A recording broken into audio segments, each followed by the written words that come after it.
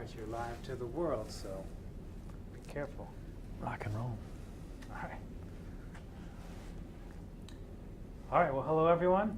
I'm Paul, and this is, what's your name? Paul. Paul. Surprisingly enough. Yes, and we are here today to bring you a really new, game-changing technology, innovative technology that kind of pairs technology with the cloud and with a service as well, and it can really make a big impact for individuals who are blind or low vision.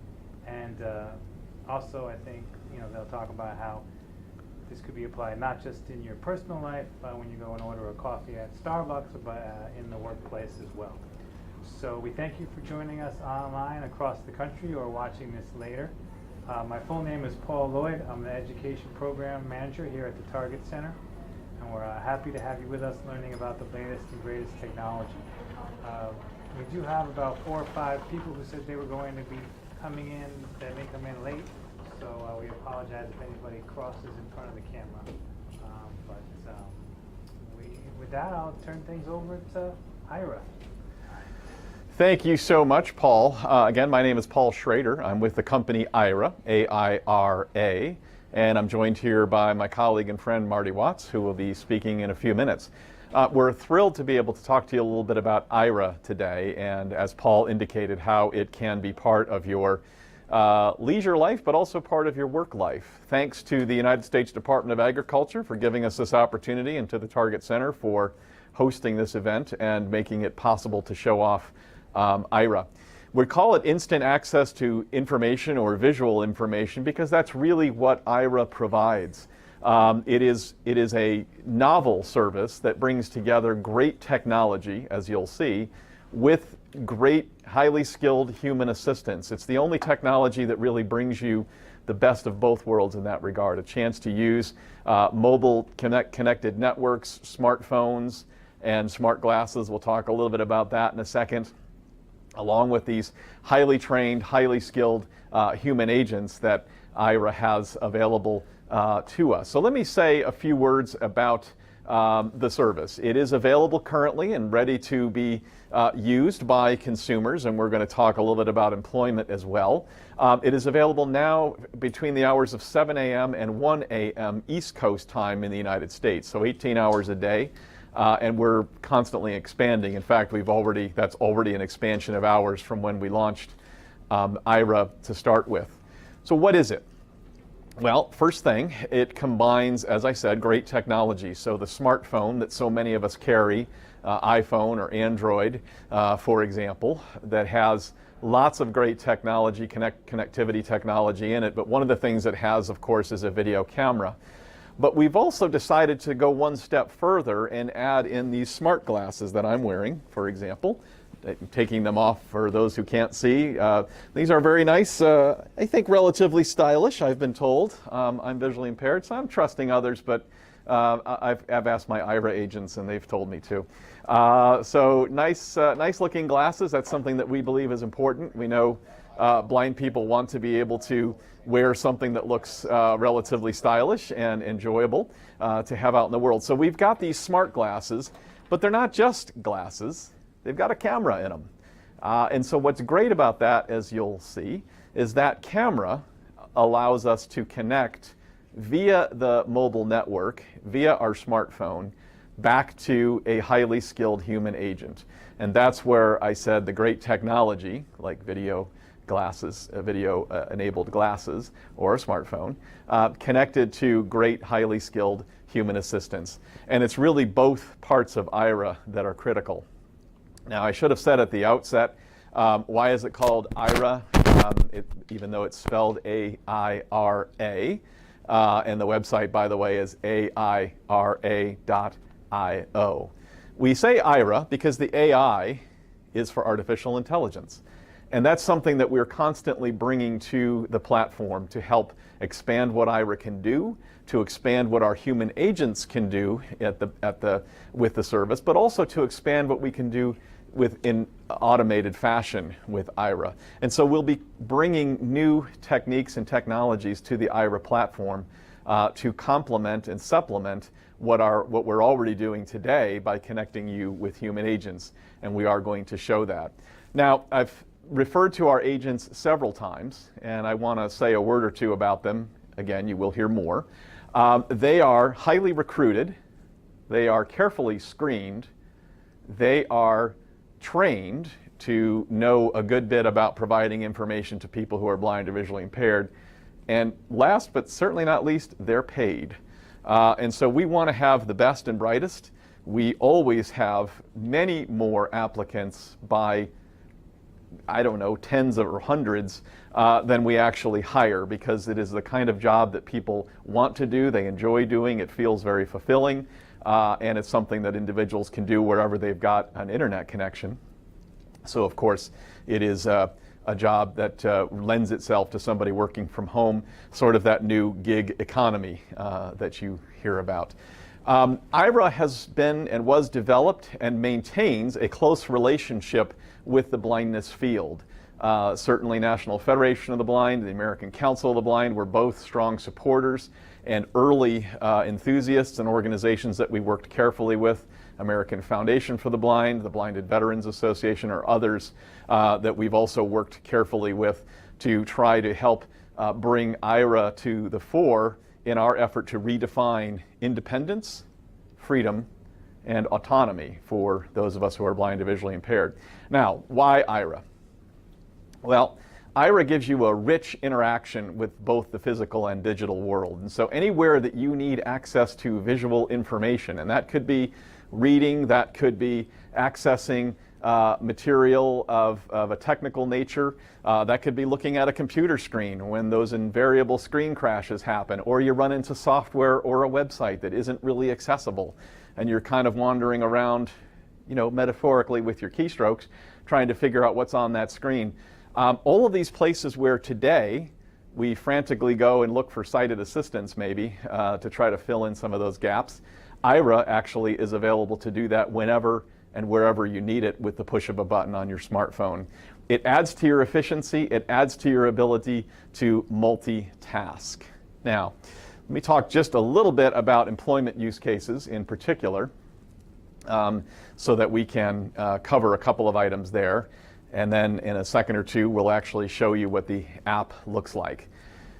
So Aira as a platform was developed and really has a strong backbone as a navigation platform, right? I think there was an obvious and early sense that Aira could really help out in the world as we're traveling about, those of us who are blind or visually impaired, by providing some of that information that comes from having vision. For instance, being able to see street signs, being able to see overhead signs in airports or shopping malls, things that are just not really available to us now, even with good technology, but that with the access to an assistant who has vision, using our smart glass and using the video camera, we can actually get access to. So a lot of value there in the navigation world. But it became quickly apparent that what people wanted to do with Aira was, yes, they loved the travel experience, and people love Aira in airports. I mean, that's probably one of the top 2 or 3 things we hear from blind people. Oh my gosh, this is so awesome. I don't have to wait for an assistant in the airport. I can press my button, put on my video glasses, and I have an agent who can now look through the camera and give me directions walking through the airport. And oh, by the way, I can find my luggage by myself because they can see a picture of it, and we'll talk about that. Or I can find the food court, and I don't have to go through that awkward communication with an assistant who maybe doesn't really understand the way I'm trying to talk to them. So a lot of great value in navigation, but it was clear that Aira could really help in this employment and education area as well. And so we have started seeing people begin to use Aira to read all that visual information, as I talked about earlier. All the stuff that isn't necessarily accessible or available to us as blind people. Either it's handwritten material, for example, so it's not easily optically scanned, or maybe it's somebody drawing on a whiteboard or putting up a PowerPoint in a meeting, and even though we ask them to make it accessible, Maybe they do, maybe they don't. But now we have the ability to access that visual information in our own manner using Aira. Of course, orientation and navigation, I talked about travel, but what about going to that unfamiliar work site? Now, for some of us, that's no problem. We've got our skills that we rely on, our tried and true mobility skills, but sometimes it's nice to be able to have just a little bit of assistance, a little bit of orientation that comes with that ability to pull in some visual assistance at an appropriate time to see where things are, maybe to understand the layout of the work site. Maybe it's one of these environments that's a lot of cubicles and not a lot of good landmarks to walk around. And so a lot of challenges there. And then lastly, as one example, of course, as I mentioned, the technology crashes and the technology challenges that we have and that we face as blind people. Again, very easy to bring up an Aira agent and again, either with your smartphone or your smart glasses, look at the screen, have the agent look at the screen with you and give you some instruction on the inaccessible parts of the screen, or maybe how to get out of that crash that your screen reader has put you through, and get yourself back up and running, not having to wait for an assistant to, or find somebody and take them away from their work, but doing it on your own schedule. So let me bring Marty in here, and maybe first, Marty, just let's say, somebody says today, hey, I'm ready to go. I want Aira right now. Is this something available for consumers? And talk a little bit, maybe you'll show off the app a little bit as well. Great, thank you. So everyone, thanks for your time today. My name is Marty Watts. I'm Director of Sales with Aira. Very happy to be here. Aira is available today currently. So we have 3 markets that we're currently attacking. We are looking at direct to consumer. So users can sign up right on aira.io/plans today. And then we also have a corporate push. So we're envisioning that we're creating a third-party payer network. So if you're an Aira user, when you walked into a local grocery store or a local shopping facility, or as we're hoping, your employer, and the business would be providing access to Aira, not your personal subscription. And then third, within the public sector, we're seeing many use cases for how we can enable efficiency, productivity, as far as doing your regular job on a day-to-day basis. Reliance less on sighted assistance, creating more autonomy and independence from leveraging Aira.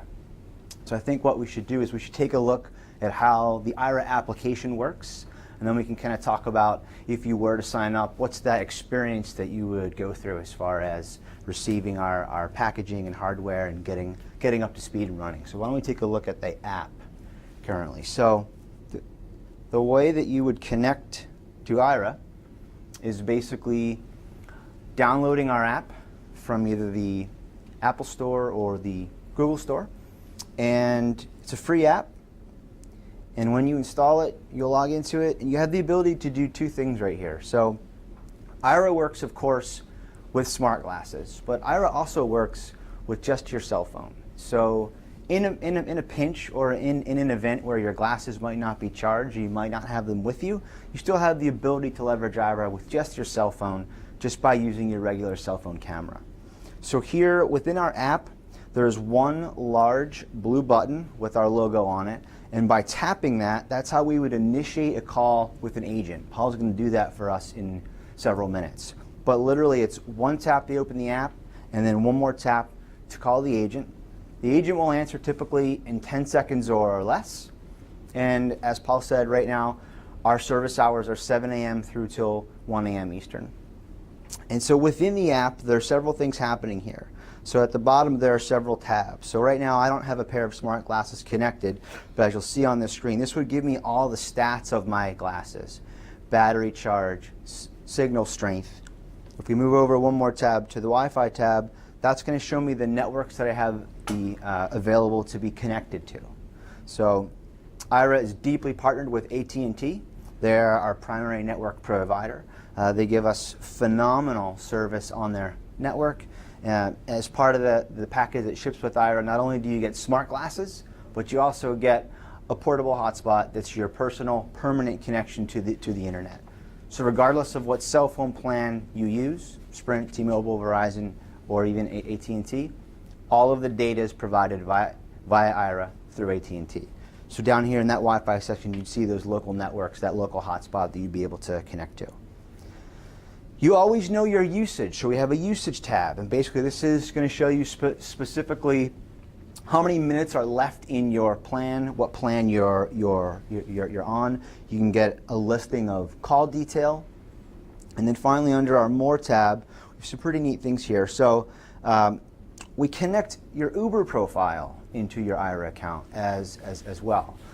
This gives our agents just that additional level of contextual information in regards to the make and color of the car, where it is on that map, so we can constantly be providing that level of detail back to you, where that car is on that street, so you can be in that right location at the right time to get in. So the onboarding process. So let's assume that you've subscribed to Aira and you have your smart glasses. So the process that we're currently going through is we want to make sure that you're intimately acquainted with how Aira works. So your training process is typically a 1-hour call, and that's to make sure that everything's powered on, working, charged correctly, you know how to connect all the cables.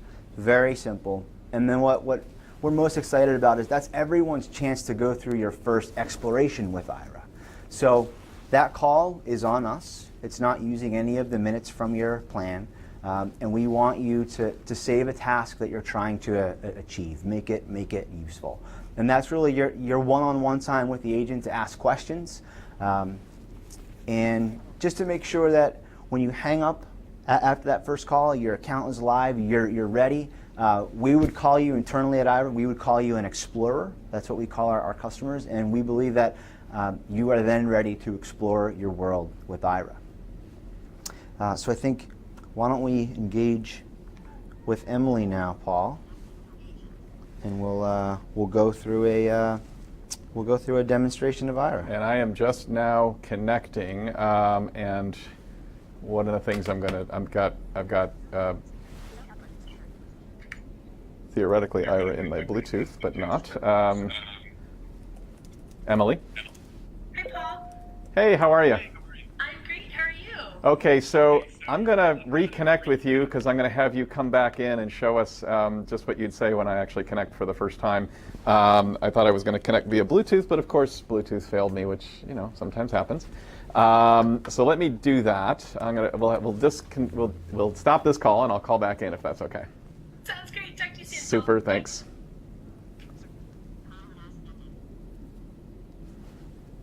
So one of the reasons I wanted to do that was to spend a second just with the app open. Oh, goodness gracious. This is why it's hard to do stuff on the fly with technology. So one of the things, by the way, that you'll find as a user with Aira is that we have feedback, just like you do with Uber or Lyft or whatever. There's a very simple screen to talk about or to give any comments on the session. Was it good? Was it poor? That's critically important to us because it's a good learning opportunity. I think most of you in the room are going to be able to hear fine. So as Marty talked about, there's several tabs on the home screen. I won't go back through all that other than to show that a couple of things that I always check to make sure is to look at the Wi-Fi settings to make sure I'm connecting the way I want to. Usage selected. My glass. Home. Tab. ATT. Verizon underscores. Selected. Edit. Selected. ATT. WI-Fi 2767. MIFI. I've got the speed a little fast, but all of us blind people are fine with that. Of course, as we might have noted, I think the glasses are connected via the AT&T network through a MiFi device, which is kind of great and handy because it means the data isn't streaming on your, if you have a data cap plan, which is kind of nice. And also it means that we get that advantage that Marty was talking about of having the nice AT&T management to give us a bit of priority for our video, which is very great for the signal. There's also a, let me slow the rate down just a little. 50%. Okay. So there's also a My Glass tab. Shut down signal strength. MIFI battery. Miffy info. And it talks about MIFIs and MIFIs, and so it talks about the MiFi, and gives you a little information about that. And then, of course, and that will be important when you're actually a user. There's some things you need to know about that screen. Not the least of which is making sure that you've got your MiFi and your glasses connected, and they're communicating with each other, and it shows you that. And then, of course, there's the home. Home. Tab selected. Home. Selected. Phone. Call arrow. From glass. So I can call from phone or glass. Glass's signal strength is poor. Select call arrow. From glass. And I'm going to go ahead and do from glass. Call arrow. Now, it just told me the signal strength was poor, so we're going to see how we do. This is the perils of live demo. Sound output. Sound output. Speaker. Hi, Paul. Thanks for calling Aira. This is Emily. Hello, Emily. Hey, how are you? I am well, thank you very much. What can you tell me about where I am? Well, sir, I see that we are currently in a room. The back wall that you were just looking at is actually huge windows, and then directly in front of you is a video camera with the light on. So I'm going to guess that they're recording. Uh-oh. But right here in front of the video camera, down right here in front of you. Yep, okay, so we're looking at a conference table with a bunch of people all sitting around it on the side furthest away from you. So there's one gentleman here at the end. He's got a tablet open at the very end of the table. And then as you slowly turn your head to the right, I see one gentleman in a bright blue button-down shirt with a collar on it here directly in front of you. And then another gentleman with a white button-down shirt. A lady sitting next to him with a very lovely bright pink flower dress on. And then another gentleman at the far right-hand side of the table here who's waving at you. He's grinning a little bit shyly. And then he just gave us a thumbs up. Excellent. Other than that, there is tech all over this room. I see at least 2 computers on the back wall away from you. A printer over on the right-hand side, looks like a big fancy one. And then a couple of other computers and technology scattered all the way around the room. Oh, and there's another lady sitting over there in the corner that I just saw as you turned your head to the left. And now as you continue to turn, I do see a giant red banner. And across the top in huge black letters, it says ergonomics. It's floor to ceiling almost with the banner. Wow. Just to the right of that, there is a model of a spinal cord, I think, sitting on top of a desk. It's kind of curved like a spine is, and it looks like it's demoing an ergonomic desk chair setup. Now, this is always a risky thing, Emily, but you've got GPS as part of the platform. Can you say where I am? Yeah, absolutely. We are currently at Independence Avenue in Washington, D.C. Any idea what building? Well, let's see here. So I'm taking a look over here at my map, and I can tell that we are at the USDA complex. I'm not quite sure which building we're at because it looks like there is a lot of buildings here. This is a massive complex. Is that true, agriculture? Is there multiple buildings here? Yeah, I'm getting. We're getting an amen on that, Emily. So there you go. I actually didn't know that myself.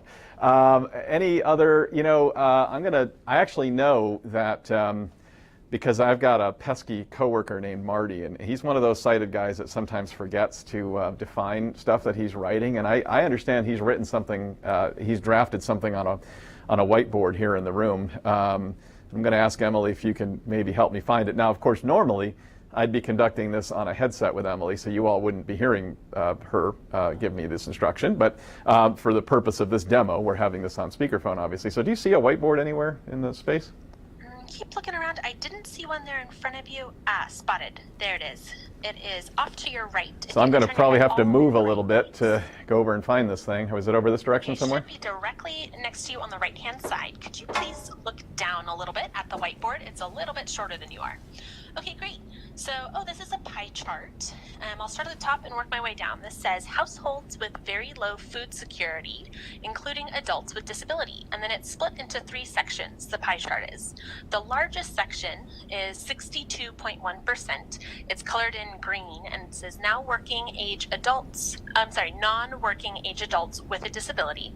And then the rest of the pie chart is made up of a blue section that says 26%. Households with members 18 to 64, not in the labor force due to disability. And then the smallest chunk of this pie chart is colored in red and it says 11.9%. Households with a member between 18 and 64 with other reported disabilities. Excellent. Now, of course, he could have told me that, but he's pesky, and like sometimes we have with our coworkers, they forget to they forget to do that defining of things. So this is. Keep you on your toes. And, You pull the classic, as you can see on the whiteboard. yeah, exactly. As you can see on the whiteboard, exactly. And how many times I know those of us who are blind or visually impaired in the room, we've been in meeting settings, presentations, as you can see on that PowerPoint, which in truth almost nobody in the audience can actually see usually because they're too small a text and it's too far away. But we'll have the advantage of being able to see that with Aira. There is one other thing I wanted you to show, and I don't know, is there any printed material on this table? Can you tell, Emily? I do see a couple of pieces of paper. Could you look all the way down towards the ground for me? Yeah, you know what? Just to the right of where you're looking now, about maybe 5 inches in from the side of the table, I saw a bunch of Aira brochures. Looks like they are little squares. They were kind of laid out in a fan shape. So have you got Yep, video that on was this? one of them. So one of the things we could do if you aren't able to read this clearly is do what? We could take a picture of it. Paul, could you look down just a little bit for me? How's that? Yeah, that should be great. So the front cover here, all it says is Aira. All right. Could you open it up and let's see what it says on the inside?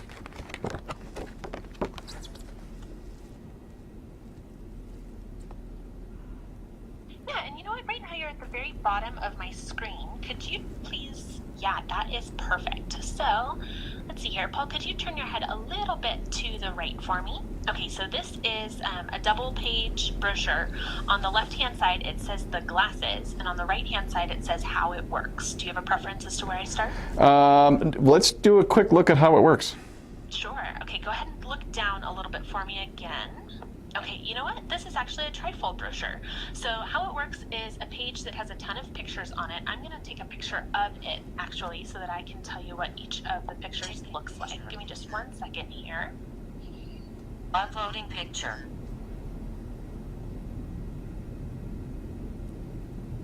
Upload completed. Resuming video. And one of the nice things about that, of course, is I got the cue that she was taking a picture because I tend to be one of those people that's fidgeting a lot, so I'm moving around and the picture's getting all messed up. It's like, Paul, stand still, for God's sakes. So it's nice to have the actual verbal cue to tell me that yes, we're taking a picture, so try to stay a little bit motionless. All right, well, we got a good one. So how it works, across the top, it has 3 little black and white symbols. The first one is a mouse clicker with a target that it's clicking into. It says, call an agent with 1 tap on the app. And then in the center, it's a photograph of a headset that looks a lot like the one I'm wearing right now. And it says, get connected to a certified agent. And then on the right-hand side, there's a speech bubble with 3 lines that are supposed to be text, but it's just blank lines. And it says, receive real-time assistance. And then the bottom 2/3 of this page is taken up with pictures of what looks like stock photos because these people are really happy. But I can see at least 6 of them. The first one is the photograph of a girl. Looks like she is walking up an escalator. Maybe she has a piece of luggage in her hand and she's wearing a backpack. It says travel on the bottom. The middle one says shopping. Looks like it's a picture of a pair of Converse sneakers. And then on the right-hand side, the third one is 3 people laughing together in what looks like a room, and it says social events. And then there's another line. So the bottom left corner is a picture of somebody eating pizza. It says dining.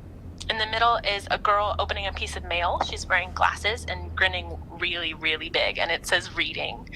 And then the bottom right-hand corner is a picture of a living room with, like, kind of looks like a model home living room because it's very staged, but it's a brown suede couch with a blanket thrown over it and some really fancy pillows, and then it says scene description. Thanks, Emily. So one of the things you can obviously tell is that with working with an agent, you can get a very nice description of things that you normally may not be aware of as a person who's blind. All these cool pictures, especially if like me, you're really totally blind and you don't really have any use of vision. Sometimes, of course, if you have some low vision, you maybe can pick up the pictures and some of what's trying to be conveyed there and what's cool about it. But what's great is to be able to work with an agent. And of course, if you're in a hurry and you're maybe in the workplace and you're saying, yeah, okay, you know what, cool, Emily, let's cool it on the pictures. Just give me what I absolutely need to know. for the purpose of today. What's the percentages of stuff, like going back to that household food insecurity pie chart that Marty put up on the whiteboard. You can just ask the agent to focus on the actual details of those percentages and things like that.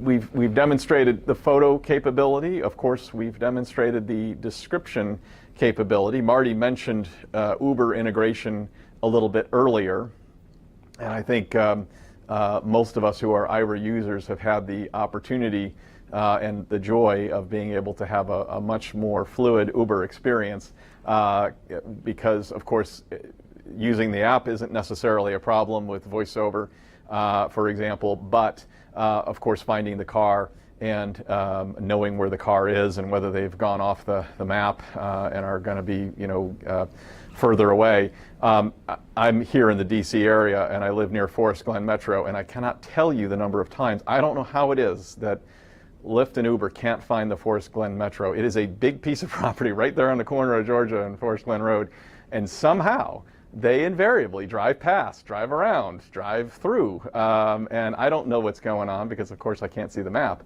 but now I can because I've got an agent who can tell me, and then we can get in touch with the driver and say, hey, you missed the turn, and here's where I am. So that kind of stuff is invariably helpful and adds to efficiency and adds to, just that improved quality of life. But of course, those are sort of in the category of minor to intermediate annoyances.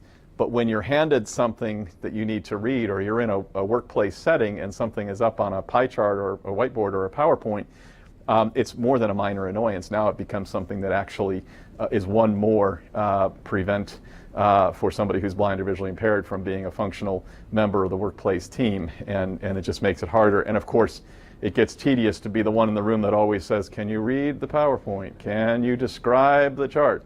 And on one hand, that's, as an advocate, that's what we need to do.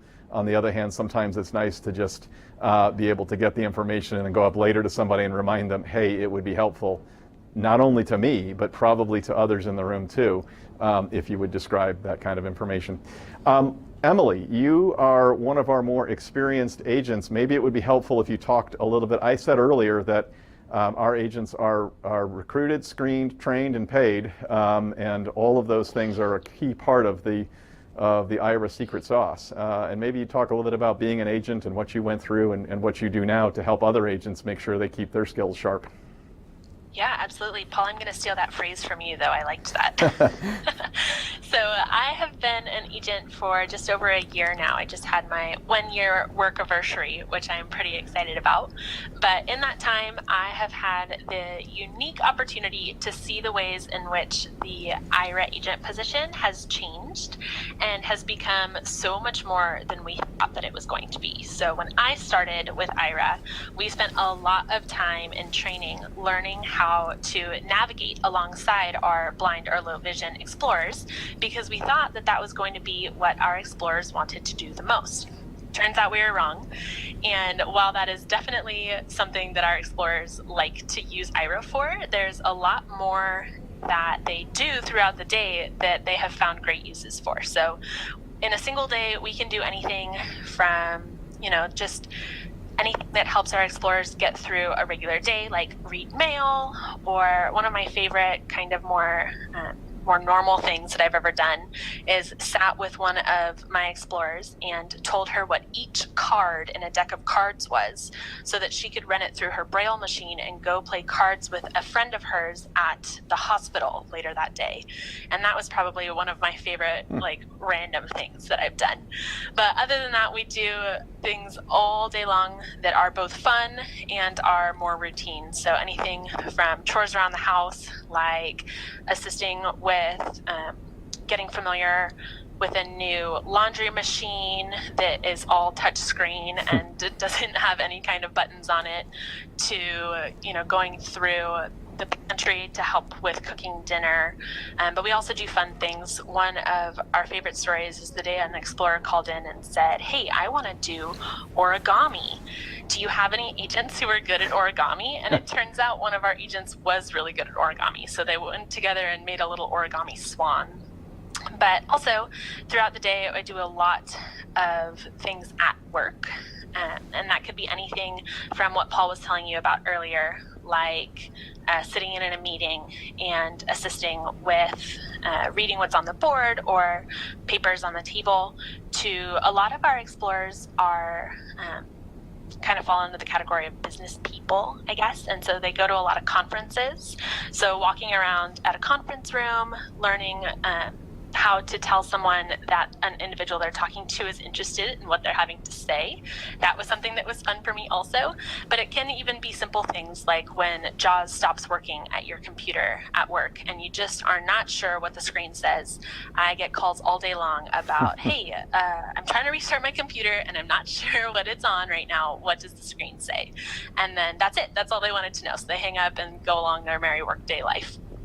Yeah, sometimes those, I mean, I think, I don't remember what the data is now. At one point, I think our average call was about 9 minutes, but sometimes they are really like 10 seconds. I've done that where I've called in and it turned out my computer was doing updates, which is why it wasn't talking to me, but I didn't know. And it was helpful to call in and get that info, because then it saved me from starting to press buttons or powering back down, like, wow, the computer's not talking. Of course, sometimes prescription information. So another one of my short calls was just to call in and hold up a medicine bottle just to verify that it was the right one. And was a quick, 10-second or less, probably 5-second call to do that. But a very important call. In that case, it was not a particularly dangerous prescription, but obviously there could be those, and so individuals obviously have that opportunity. Are there other ways to do that? Of course. There are other tools to manage and get information access about things like prescriptions. But sometimes it's nice to be able to have the ability to work with Aira and verify to make sure you're getting the information you thought. And of course, things like the inserts are not fully accessible and are often tough to optical scan as well, because the print's small and the formatting's kind of weird on those inserts for prescriptions. So that's another area. I know I tend to use, when people ask me what I do with Aira, probably half of my time with Aira is so awful for the agents, I feel terrible for them. It's reading business cards. And it's because, again, I find scanning business cards, I never am confident that the numbers or email is exactly right, or each of the letters is precise. And you don't want to make a mistake in that. So it's nice to have an agent backing you up and being able to look at those cards and get that information. Make sure you can query, hey, did you actually mean that the name is spelled blah, blah, blah, in order to verify that information. So I find that to be helpful. I know it's terrible for the agents, so I try not to do it for too terribly long. But the great thing about agents is they're eager and able and willing to help in almost any task, tedious to exciting. We've done light shows, right, Emily, and festivals. Yeah, yeah. So I think. Paul, why don't we see? I was going to say we can ask if there's questions here in the room, because I don't think we can take questions from the audience, right? But if we can, fine. But let's start with the room. I have a question. Go ahead. Okay. In terms of, I do speaking like you do, what's in terms of your monthly charges? How does that reflect on how much you use the system?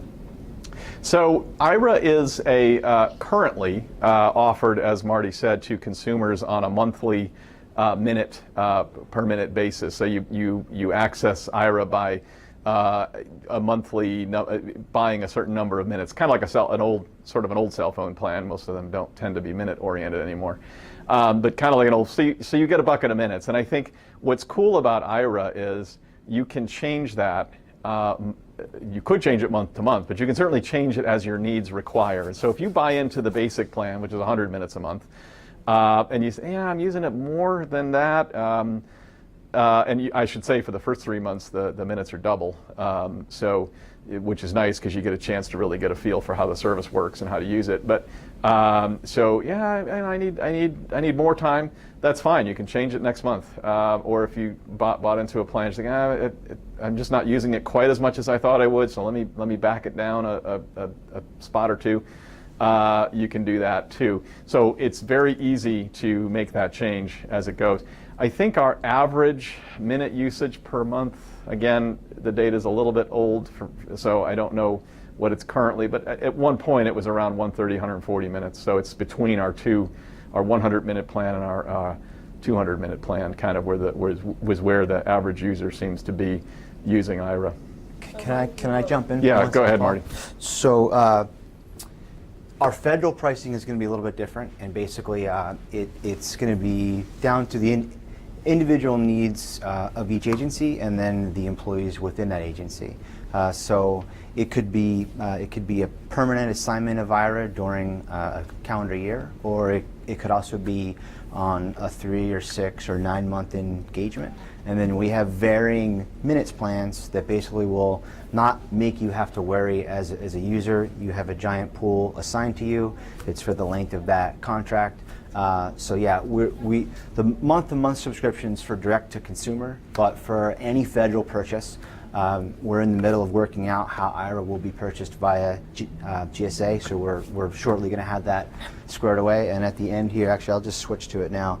We have a landing page. So go.aira.io/federal programs. And basically that's how you can connect with us and let you know that it's something that you want to get more information on, and we can tailor that plan to you and your agency. Yeah, we're still working that through, obviously, and figuring out what that will ultimately be. But yeah, and for anyone who's on sort of the decision-making side of an agency, we can set up the program where, either it's bound within the office area, for example, of a worker, if that's what one wants to do, or is time-bound, I think. Or if we can't do it today, we certainly will be able to work with you on that so that you can ensure that the Aira minutes are being used for the work site. Am I just a consumer now? What happens if I go over what I've committed monthly? How does that work? So at some point, do you want to handle that, Marty? Yeah, so you'd have the ability to do several things. You could wait till your plan rolled over. You could purchase supplemental minutes, or you could upgrade plans. So you have complete control. You are always in the driver's seat. You can adjust your plan at the consumer level up and down whenever you need to. And you can check that usage tab at any time, of course, to see where you're at in the month. Thank you. What other questions here at the table? For the federal program, just a question. Would Aira work outside of the country? So the question was, does Aira work outside of the U.S.? Yeah. So currently, we're only shipping within the continental United States. Our agreement with AT&T and the way that they're providing network access to us hasn't enabled us the ability yet to do out-of-country testing. That being said, we have plenty of users who travel with Aira, and they know that while we can't guarantee how service will be in other countries, they're absolutely more than willing to try it. The data connection would be something that you would have to manage and handle. Our service from AT&T would only allow you to connect and basically get data in the States. So you can do it.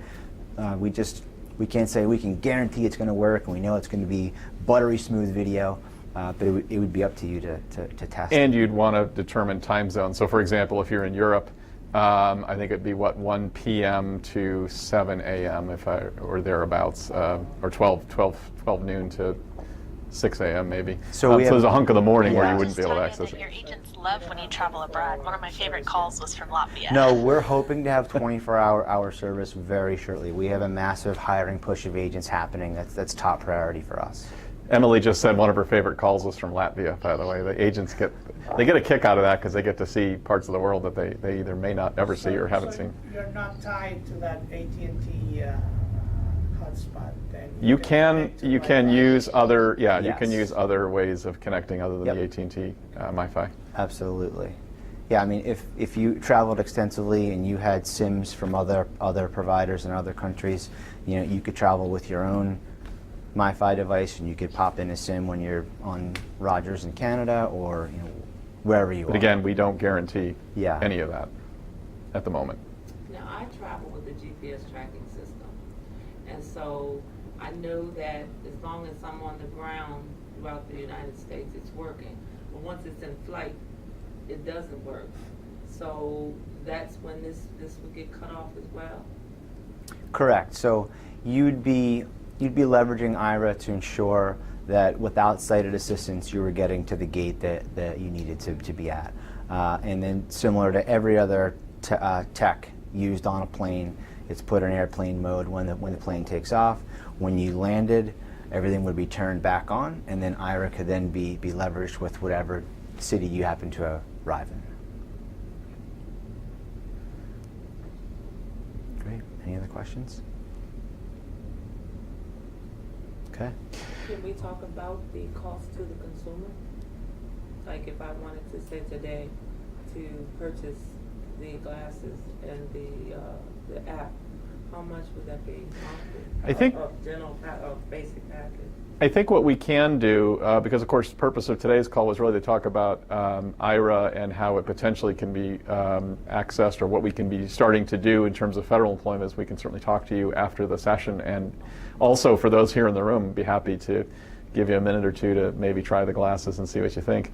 I also wanted to see if there were any questions for Emily, and one of the things I was going to ask you about, Emily, is one of the roles that you play now as an experienced agent, I think you started talking about this a little, is working with other agents as they're being trained, but also as they experience challenges. So I know what happens a lot is agents, I just got this question, what's a good way to answer? I mean, are there some things that you're doing now to help our agents keep updating and refreshing skills? Yeah, actually, Paul, you picked the right girl to ask that question, because I am the one who's been working with Erin Keeter, who's my boss, about revamping the agent training. So she and I together are kind of looking at the actual types of calls that we, as our explorers, ask us to do, and how we can always make our agents better at becoming more efficient in completing those. So right now, this week, actually, we've been talking a lot about how we can make the shopping experience better for explorers. We found that shopping is one of those things that our explorers really like to have their agents do. It's been told it's very much of a liberating feeling of independence to get to go to a store and just do whatever you want while you're there. So that's something that we're definitely looking at becoming ever more efficient and better at doing. But yeah, I personally really love the opportunity that I have to work with all of our new agents. It's so fun to get to watch them develop and become better and better. And then my favorite part is actually because we are hiring new agents throughout this entire year, actually, hoping to continue to ramp our agent. And so I always love when my team of agents, we get a new team member, and they're always there looking out for them and able to answer questions and help them with things that could be tricky or tricks and tips about it. And so that's something that I get a lot of joy out of. Awesome, interesting perspective. And I know that one of the things that, one of the things I probably didn't say, I'm not sure if we did say, but Aira is still relatively new, and there's still things that we're learning from our explorers, the people who use Aira, learning from our agents, and learning from each other and of course our advisors. We have a lot of really, some well-known and some lesser well-known, but really smart experts out there in the blindness and tech world who provide advice to Aira. So the service launched as a subscription service basically late in 2016, and we've grown dramatically this year as a number of people are starting to hear about Aira, and we're starting to do more of these kinds of sessions where we're telling people about what the service is and what it can do. But we're still in the process of learning what works best for people. For example, when to pull up a map of an airport or a shopping mall, and when to try to use visual signage that might be available. I know that's, again, from personal use, I know sometimes I'll talk with agents and say, instead of trying to get the map, let's just look around at signs and see if we can do it that way. And sometimes that's user preference, and sometimes that's just learning together at what's the most efficient way to get information. Because remember, for most of us who are blind or visually impaired, we spend a good portion of our life trying to minimize the need for sighted assistance and trying to use technology and techniques to maximize our independence and to get access to information and cues and environmental stuff in any way that we can. And so now with Aira, we're sort of learning how to bring back another tool into our toolbox about how to access and use visual assistance and to get access to information that we otherwise either couldn't get or it would be horribly inefficient. And as for the shopping experience or restaurant experience, again, I think all of us who are blind have had the annoying experience of going somewhere and saying, what do you have? And the response is, what do you want?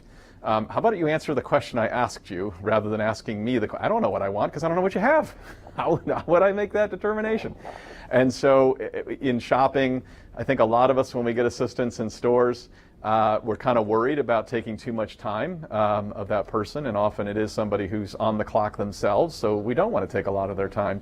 But it's frustrating because we might want to look through a comparison of the things that we're looking for, price comparison, volume comparison, and different ingredients, and all the stuff that sighted people take for granted, and all of the things that for those of us who are blind, often we don't get to do. And so I think this is another way in which we're learning as blind people how to bring Aira back into our life. So I think we're probably getting toward the close of our time. I'm just going to ask Emily, was there anybody at the table who looked like they wanted to ask a question and were just too shy that I could pick on? Just want to use a little sight here to have some fun. I didn't notice anyone looking particularly shy. Okay. But I think that maybe if you would like, you can just pick on one anyway. So there was somebody way over to the left that came in? You know what? Actually, she's not there anymore. Uh-oh. Did she disappear on us? Look around the room. She might have snuck out on us. Okay. All right. Well, Nope, I don't see her here anymore. we lost that opportunity to pick on. I have another question. So we'll let you maybe be the last question. Okay. In terms of wearing the glasses in weather, is there a problem when it's raining? Is there a problem when it's snowing? Anything like that? The glasses are you don't want to swim with them, but they are able to handle the sort of weather conditions that would be typical. I'm not sure about a torrential downpour per se. They do have technology in them. The charge port, I will note, is at the bottom of the glass stem, so that's the good news. Do you have any thoughts on that, Marty, in terms of resistance and resilience in weather? I mean, we've had plenty of explorers who are very active runners, and they've used several of our different versions of smart glasses, and all have handled the average amount of sweat that might be generated during a run. Some of them might choose to wear croquis that would connect from the one temple arm to the other behind your head to make them more secure. So I think. What did you call those? It's called a croquis.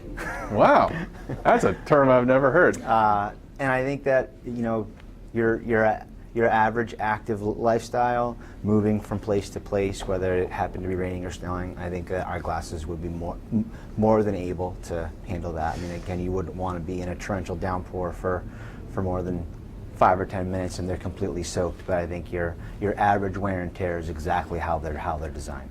Last couple points on glasses. I'm wearing a somewhat traditional looking glass. We do have glass with a more transparent lens. I think I have the darker lenses on, right? And of course, people wear these over or with glasses if they have their own prescription glasses. We'll be soon offering a slightly smaller form factor of this one. So I know some people have found they wanted something a little bit smaller than this glass, because this is the size we've had so far. We do also offer Google Glass, which is a different kind of smart glass. That's actually what we started with. And so that's also available for anybody who might need that for any particular reason, form factor or otherwise. We should probably think about closing it here. Marty, what was that website that people can go to again? Say it slow. go.aira.io/federal programs. And so of course, Aira is AIRA, and that was .io. It wasn't a mistake. That is, in fact, the cool suffix that we get to use as it's now available. What is the IO? We're all acronyms around here. I am told somewhere, I looked it up, I think the IO is like the British Indian Ocean colonies or something. Was a country suffix that ended up not being used. So Also short in the tech world for input output. Yeah, that's why the tech people love it. It turned out to be a very good and useful path. Paul and the U.S. Department of Agriculture Target Center, thank you so much. I don't know if there's anything you guys say at the end of these programs, or Yeah, if we there just. is. Oh, then come on back up here. We say thank you, sir, Paul, for being here today. Both of you, thank you very much. And you asked, so we had, thank you, so we wound up with about 60 or so different viewers online. So we're very pleased with that. Excellent. We actually had, unfortunately, I apologize, we did have a group of USDA employees who are using Internet Explorer 11 who aren't even able to watch a live YouTube video, and it was like, what, 2017? I don't know what happened there. But whatever reason, you can watch recorded ones. So, hi, I know you're watching this not live, but we're still glad you could join us. So I think that'll get us another group as well. So thank you everybody here in person, and we'll see you guys all next time. Thank you, guys. Thanks so much. And thank you, Emily. Bye, Paul. Have a good day. Take care.